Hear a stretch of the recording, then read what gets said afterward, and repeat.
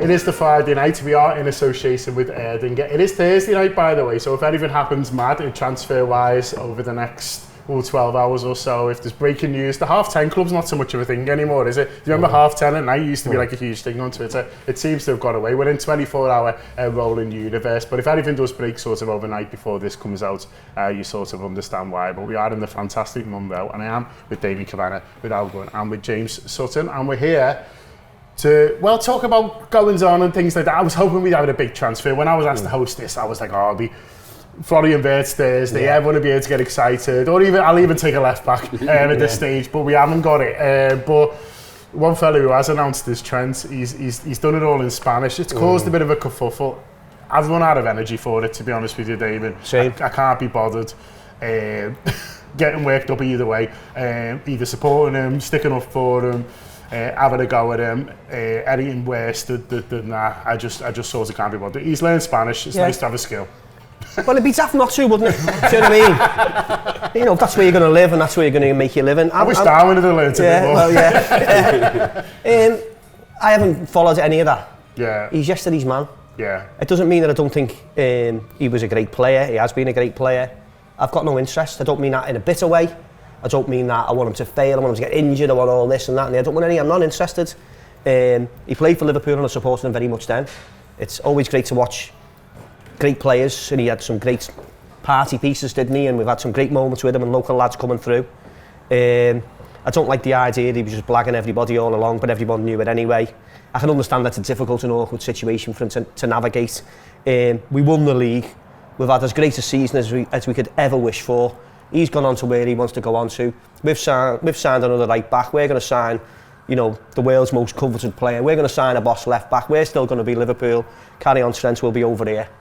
I mean, I struggle to care about the people who leave who are still like, to be honest with you, just because there is so much to focus on. I mean, Damian's just listed a few things. I remember, for example, when Pep Linders left, well, they all left, but Pep Linders, we did a big interview with him, and he was like, I'm going to Salzburg, and I was like, oh, you know, made up, and I was like, sorry, after Trent there.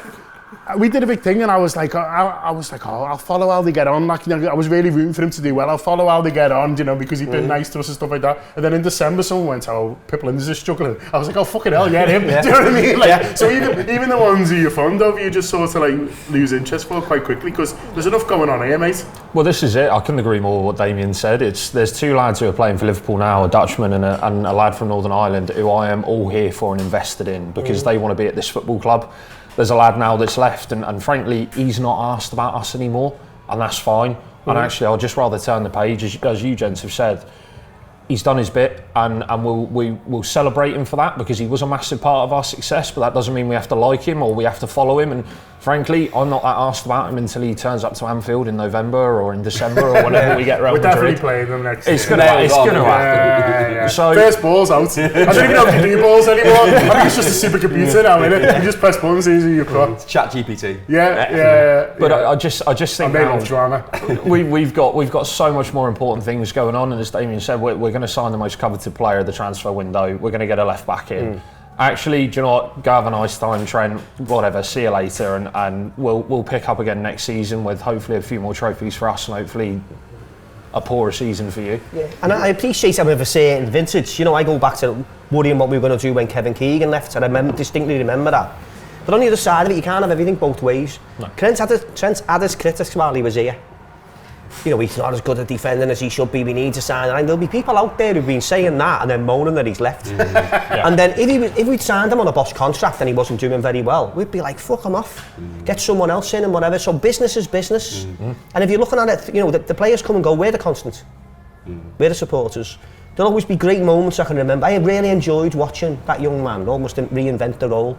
You know, he wasn't, I still don't know whether he's the greatest ever right back. I'm certainly not sure about that, but yeah, like I say, it's yesterday's news and things go on. I think Liverpool, you know, like you say, you're interested in how's Pep Linders doing, you like him, whatever have you, and then you forget how, you know, our priorities are club and that's the way it should be. And otherwise, you're getting sucked into like a celebrity culture.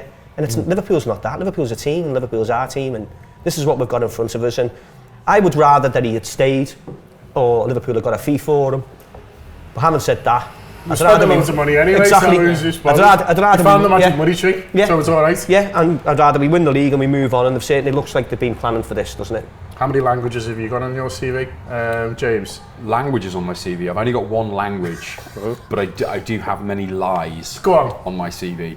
Well, not anymore actually. I had to correct it. So actors have a CV called Spotlight, and it's like I can do fencing, or I can do, you know. I didn't know you were an actor, to be honest. When he was having about celebrity culture, I was like, he's right there. I hide it really, really well. I had horse riding on my CV. You never? Yeah. Seriously? Yeah, and I'd never ridden a horse. Did you just think I'll pick it up if I have to? Well, no, I just thought no one's ever going to ask, are they? I'm never going to need it. Like Pride and Prejudice or something? That's basically what happened. I got flown to Bulgaria, and they went, "Would you like to meet your horse?" And I went, "Would you like to meet my what?" And they went, "Your horse." It was like, "Okay, cool." And they introduced me to this sort of like 7 foot tall black horse. Yeah, I was playing a Roman general leading. I'm not stopping this. Leading like 30 fellas into battle, and I'm at the front, like drawing a sword and going. And they were like, "Now you've got to gallop." And I was like, "This is where I come unstuck. This is where I die." Did you try and claim this a language, part of you? Yeah, I had no idea. I only do English. I didn't know what the Bulgarian for horse was. He doesn't understand the word I'm saying. Exactly. So that, ladies and gentlemen, is why you don't lie on your CV. That is why you do what Trent did, and you actually learn the language. You don't go, "Yeah, I can speak it," and then turn up to a press conference and you speak Italian. I can't believe you never told me that story before. People say not good to come out of the Trent thing, but we heard about James Sutton on a Bulgarian horse going, "Lad, just do me a solid." Honestly, the most terrifying job of my life. Yeah. Oh yeah, because we've all black, but not on a horse. Not like that, not to that extent. Yeah. I don't know where to go from that. Should we go back to Liverpool Football Club? Yeah. You excited about these new boys? Excited about the new boys. I'm thrilled with the new boys. I was a little bit. I wouldn't say I was negative about Frimpong before he signed, but I'd heard things, and everything I knew about him suggested that he was maybe not quite what we were looking for. But then the more research I've done, the more games I've watched, the more, you know, those compilations and all that, and also the celebration from their fans and their club of him leaving really nice, speaks volumes about him on a personal level. I'm more into that than anything. Do you know what I mean? Yeah. And it feels like for someone of that age, who's already really well coveted, really well known, clearly very talented, to have that reaction from your previous club, to like go, "This guy's fucking sound," like that speaks volumes. So really excited about that. The Kerkez one, I'd love to get that done as soon as possible. As soon as the new transfer window opens, that's the one I really want, because Verts is, I think, pretty much done. Looks I like think, it, yeah. given the here we go stuff on Instagram and all that paper. But yeah, I'm thrilled. I've never felt as excited as a Liverpool fan as I do right now, and that's no disrespect to Jurgen Klopp's tenure. That was brilliant, but right now just feels like such a joyous time for us as Liverpool fans and Liverpool as a club. Everything's kind of in place. The sort of dynasty that Jurgen Klopp built in a kind of Shankly way is now being, you know, coveted and taken forward by, you know, the guys following him into the job, and it just feels like there's a real buzz and a real joy and a real energy. And you're right, we've suddenly got big pockets, and we're actually spending some dough. Yeah. We've got that opportunity now to build the gap, and that's what when we had that sort of period under Jurgen, and when we won the league, we didn't spend any money that summer. Really, we didn't invest massively into the squad. We didn't get to celebrate, and we didn't reinvest. That's the difference now, what you're talking about. Massively. I should say previously, actually, from the Champions League into winning the Premier League, obviously when we won the Premier League, we bought in Jota and Thiago, and we did sort of build slightly, but this seems like an actual stepping stone to go, we're here, and we want to stick around here, and we want to build that gap, and really building from strength. Build that dynasty that we've spoken about, and really go for it as Liverpool Football Club, looking down instead of Liverpool Football Club chasing or trying to stay up there. We want to be there, and do you know what? If you want to come and join us, you're all going to have to go spend money. And I know City are, but you're going to have to go spend money, and you're going to come and have to join us at the top of the tree, because we're not slowing down for anyone. You talk about being of a certain vintage, Damian, and when James was talking there about the character of Frimpong, who's the one we've got in now, it did remind me a lot of, you know, managers of years gone by, you talked about, we sign characters, and characters in a good way. I don't mean characters and messing about and joking. I mean characters as in, people are going to want to play with, people are going to want on the pitch, and supporters are going to respond to, and we do. That's what I really liked about the Frimpong stuff. I thought, well, he's obviously a good player, but it looks like we've signed a good person there, and a good trainer, and a good human being. And we've got the no dickheads rule continuing then, haven't we? So he played for Celtic. Yeah. My mates from Glasgow who know what they're on about, they said, this fella's a cracking fella. Do you know what I mean? And they don't like roll out them compliments easy, you know what I mean? So if they say that, I'm like, I'm taking that. So all that background stuff, it's interesting with the Frimpong thing because I'm all in for Conor Bradley. Yeah. I think he's got all the ingredients. Now, you can set that expectation too high too soon. But if you've got someone who's got all those ingredients, right, who's made to play for Liverpool, the physique of him, the energy of him, the attributes that he's got, attacking, defensively strong, committed, all those things. But you couldn't ask him at that age to carry the burden for 60 games in a season. No. So you need someone else who's slightly different, but also loads of energy, creating competition. It's perfect. And we're just ticking the boxes here. It's perfect. What a lovely position to be in. You complement each other by the look of it. Exactly, yeah. So there could be Especially games. when one of them can maybe play further up. Exactly. So if you're playing a game where you're expecting a team to play 11 in goal, then at Anfield, then Frimpong's your man. Yeah. Do you know what I mean? That sort of thing, or just to change it up somewhere in the equation. Connor started well, but you just need to change the equation, put this lad on or whichever. So and vice I like versa. it. And I like the idea then that you could change depending on your opposition, or change not so much depending on what the opposition are going to do. Your approach to what the opposition might put in front of you to solve a problem, and you've got those two things. And I think really that looks like it's going to get mirrored on the other flank because you've got in Liverpool's greatest ever left back, Andy Robertson, and I believe that. Who's still got a lot to offer. Yep. Who I think he can still offer so much if he's not asked to do it twice a week. Needs help. Yeah. And then you've got this young flying machine who looks like the next big thing. Yeah. And again, you've got these options. So you've got freshness, you've got competition, and all that. And so I'm very excited about that sort of thing. And fancy getting so excited about your full-backs, but it's so important in modern day football because no one gets the ball more than them. And that, so I'm excited about that. No, and that is it. And it's having these threats, isn't it, from all over the pitch, Alan. I wouldn't say last year we were predictable by any stretch of the imagination, but there was a way we were playing and there was a way we were sort of looking to attack. Whereas now, I mean, I've got no idea how they're going to go next year in a positive way because there's these two bullets down the side who are going to absolutely fly, and then you've got hopefully Florian Wirtz, who's one of the most creative talents in the whole of the world. You've already got Mo Salah, who is a expert goal scorer and creator, top of his assists, 18 league assists last season, which is sort of unbelievable. And you imagine, one of these teams who are putting 11 in goal and coming up against that and thinking, we'll take 3-0 here and get out and get home. Yeah, and that's, do you know what, it was covered on one of the pods we did yesterday where now we're getting to a point, and it's a luxurious point, that we've earned the right to have, where if you've got a Ryan Gravenberch plan, then you've got to worry about Florian Wirtz. If you've got a Florian Wirtz plan, you've got to worry about Mo Salah. And we're just having these threats from every position now and compliments to, if you've got a Conor Bradley plan, we'll put on Jeremy Frimpong, who is absolutely rapid and is just different. He's still a very, very good footballer, but he's just slightly different to what we would have for the first 60 minutes of a game. And that's the really exciting thing now, where I read a stat on the way in that Florian Wirtz completed 82 dribbles last season in the Bundesliga. Mo Salah, who was our highest completed dribbler, had 67. So if you're worried about Florian Wirtz, and you've then got a plan for Florian Wirtz, you can't double team them both. You can't do both. And that's where now Liverpool Football Club are just this exciting prospect across the board, with a manager that not only wants to bring players in, but improve players and improve the team and have a different way of playing, depending on if it's Sunderland away or if it's City at home. But again, it's a plan in which every player would be comfortable within. The no dickheads policy, every player's more than happy. Dom Szoboszlai last year away at the Etihad ran himself into the ground. And by all accounts, all he had to do was run last year. Just run at the Etihad for 90 minutes.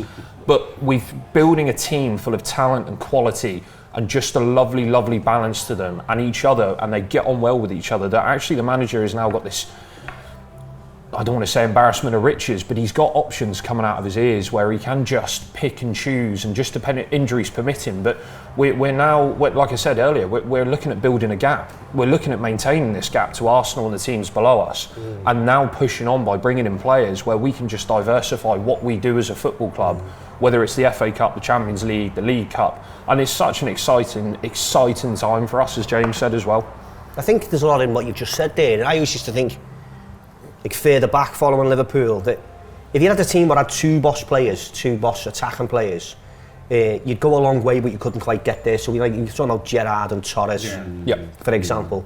But the teams that won the league had a third option, and you couldn't cover all those bases.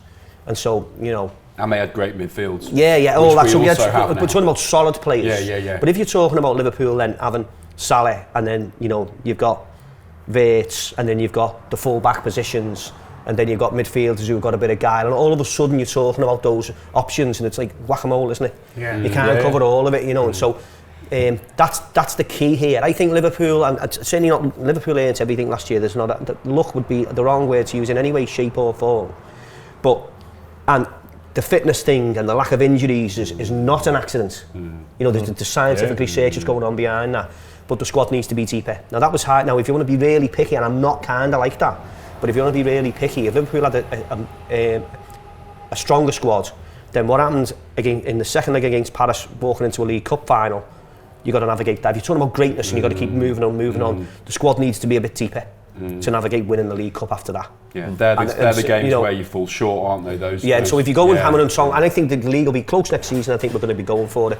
But if you want to try and win that and the big cup at the same time, you've got to have these options. Have got to be on. You know, and that's what Liverpool seem to be addressing right now. And that's where the manager, you know, will have learned from last season, because he said, you know, it's his first season with the squad, but also within this league, and I think he would have been aware there's no winter break, but there's actually living it. You know, he commented, you know, at some point last season, you know, that period from November to March is the longest he's ever managed for, and he couldn't have been aware, you know, when they get into December, what his squad was going to look like, you know, mid-March. By that point, we haven't even drawn PSG, so he's probably thinking, oh, we'll get a nice tie in that. We don't know if we're going to be in the League Cup final. So there's a lot of unknowns for any manager, not least someone who's in his first year within this club, but also within the league. Whereas now, he is aware, and I think that's what he's him and, you know, with the help of obviously Richard Hughes, who's doing the deals, is putting together. Let's just have as many weapons as possible so we can be fighting on all these fronts. And also, if people are needed to be brought in and out, it's not hurting us maybe as much as it was last season. And that's what's going to be fascinating as well, is that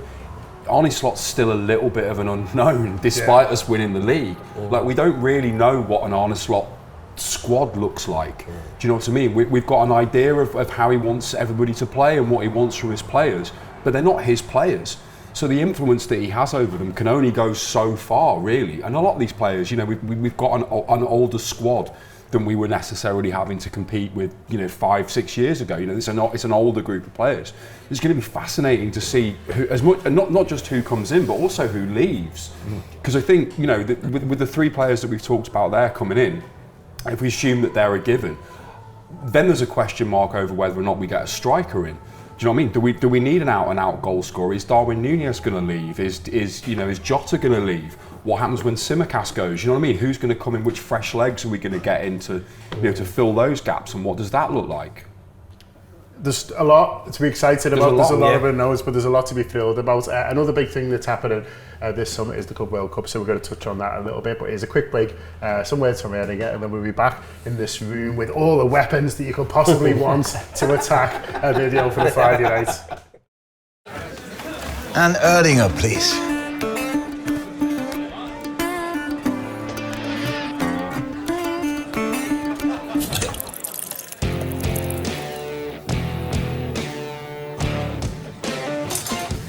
Stop! Don't forget the best bit.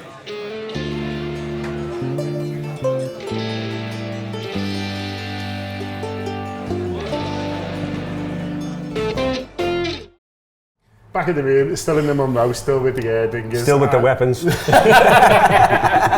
a positive way. Al, same here. We're not in the Club World Cup. How do you feel about it? couldn't ask. I just could not care less about it, and that's not even from a Liverpool perspective. I just think it seems to be like a glorified marketing exercise for money, and I understand why they're doing it in terms of global exposure, and I understand why the States has been picked, but I just don't really see the great benefit to it. I mean, City and Chelsea have obviously strengthened. They've brought some players in. It might be a good little pre-season for those players to come in and play under a Pep Guardiola and sort of a side that, you know, Enzo Maresca might look to change by the time the transfer window reopens. But I just don't think it's of any great interest. I mean, especially here as well, the kick-off times aren't great for us, and by all accounts, I was reading this morning, they're actually struggling to sell tickets for it. Yeah, they're giving them away. I saw the thing where for the opening game, if you're a student locally, you can buy a ticket for $10 and you can get 3 for nothing. So it's buy one get 3 free, which is quite hard to say. So yeah, and that's Lionel Messi playing. They've been paying $200 to watch this season. It's a good thing. It's a good thing if you win it. Like that's a laugh. That's good fun. But I'm with you. Like it just feels like a bit of a distraction. I think I'm in a minority here on this, but I think but then feed back into where you are. I do believe there should be a Club World Championship. Go on. Always have. It's.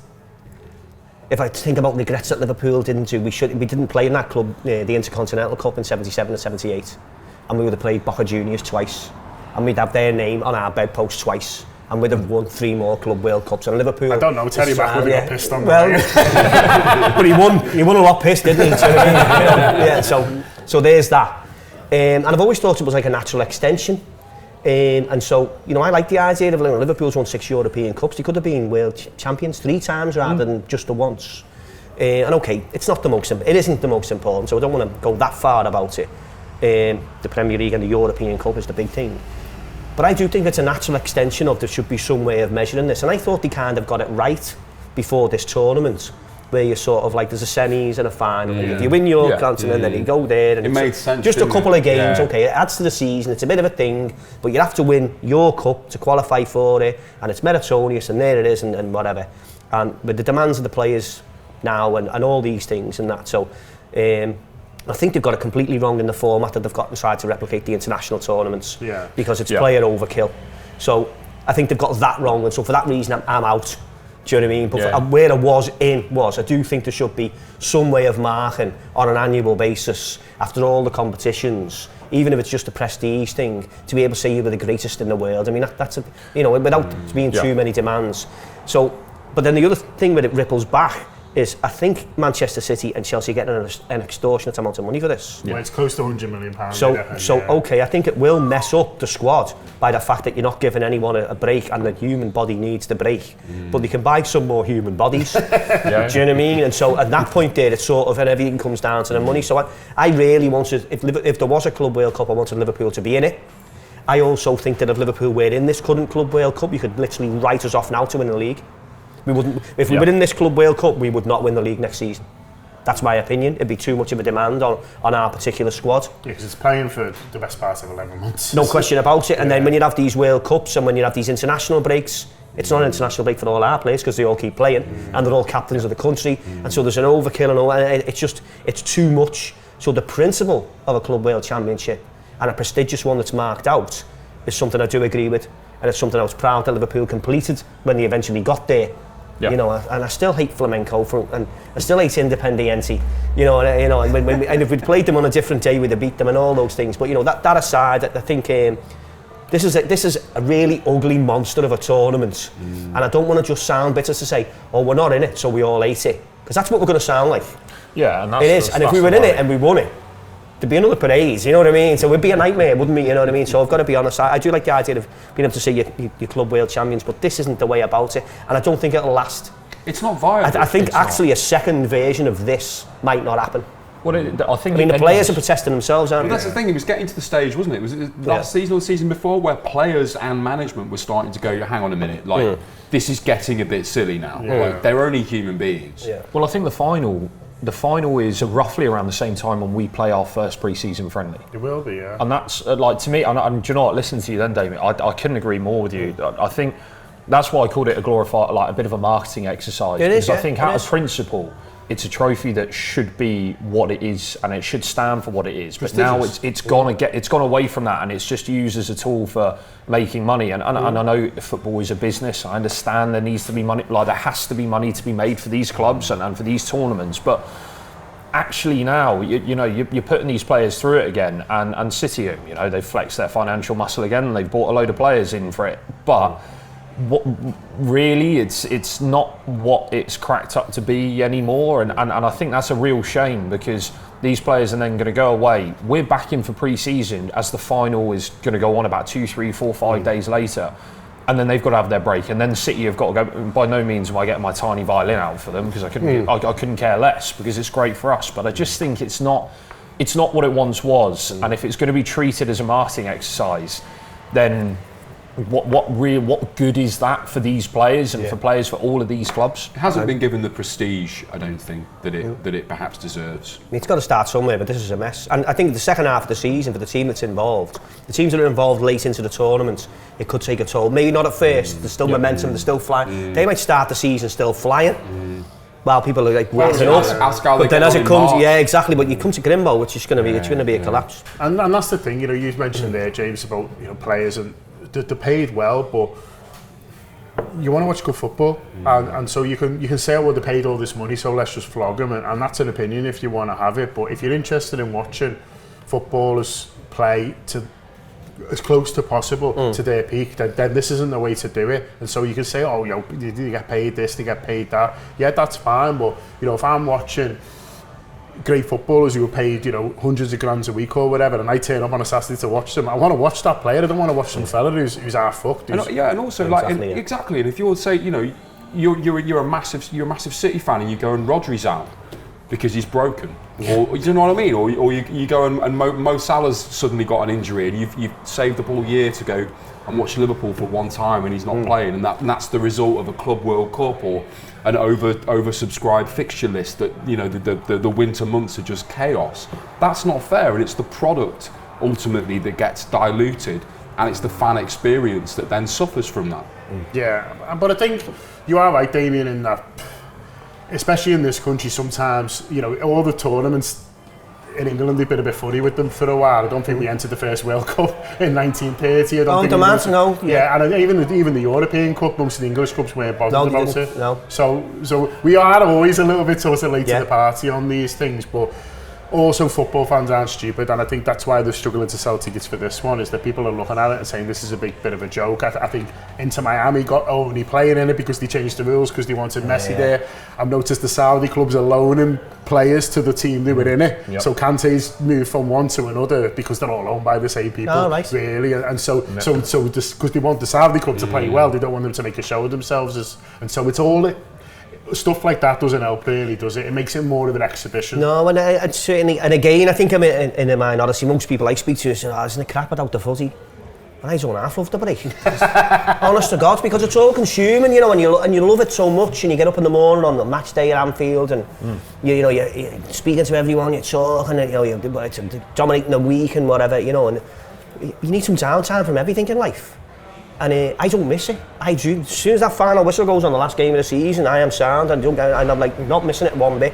Don't get me wrong, opening day of the season, and if there's a European Championship or a World Cup, I might dip in here and there when it suits me and that. But it's just like constantly on 10 all the time, mentally with footy. Do you know what I mean? It's felt slightly different because we won the league. So I'm like that all the time. So, honest to God, seriously. Really? Yeah, every season, it doesn't matter when we've won, when we've lost, and whatever. I'm like quite happy at the end of the season. I'm quite happy to leave the flag in the cup. But you know what I mean? It's great when it comes back. Oh, and then when it comes, that's what I mean. So that first weekend in August. Oh yeah. It's like Christmas morning. Yeah, it is. Yeah. And so I think that's part of the burning. If people don't want tickets, because you just watch football. Just burnout. It's just burnout for the fans as well. At some point it becomes. Yeah, how many fans are going? That'd be the exactly. Okay, we'll leave it there. That has been the Friday night. Hope you have enjoyed it. Thanks a lot to Erdinger for sponsoring with us, as ever, for the Monroe, for hosting us in this fantastic pub, and my three beautiful, gorgeous weapons here around the table. John and Marlo for filming as well up the Reds.